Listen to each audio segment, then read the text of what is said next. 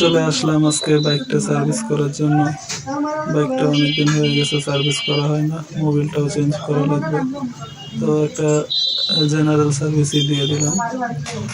আর বাইকটার এয়ার ফিল্টারটা চেক করা হয়েছে, কার্বোরেটর ওয়াশ চলতেছে, এই যে কার্বোরেটর, তো কার্বোরেটরটা ওয়াশ চলতেছে। বাইকের বল রেসারটাতেও সমস্যা হয়েছে, তো বল রেসারটাও চেঞ্জ করা লাগবে।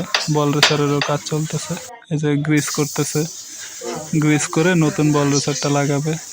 তো এয়ার ফিল্টারের ইয়া কার্বোরেটরটা পরিষ্কার করা হয়ে গেছে, এটা এখন হচ্ছে ভালো করে ক্লিন করে ফিটিং করতেছে। এই যে বল রেসারটা, এইটা এখন বলগুলো সেট আপ করে পরে লাগিয়ে দিবে। তো ভালো মতোই কাজ করতেছে ওরা, ওদের সার্ভিসটা খুবই ভালো হইতেছে। বাইকের সাউন্ডে একটু প্রবলেম হইতেছিল, সাউন্ডে খ্যাট খ্যাট শব্দ করতেছিল। তো এই ভাইটা হচ্ছে ক্যাবিট মিলিয়ে দিতেছে, আর ভাইয়ের নাম হচ্ছে গিয়ে সাজ্জাদ।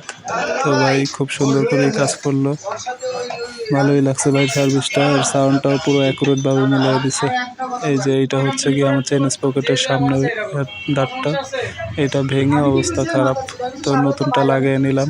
এই যে এটা নতুনটা, তো এইটার জন্য আর কি ভালো মতো বাইকটা চালায় মজা পাচ্ছিলাম না, তো এটা চেঞ্জ করে নিলাম। কাজ শেষে একটা ওয়াচ দিয়ে নিলাম। এই সার্ভিস করতে আমার টোটাল খরচ হয়েছে ৩,৬০০ টাকা।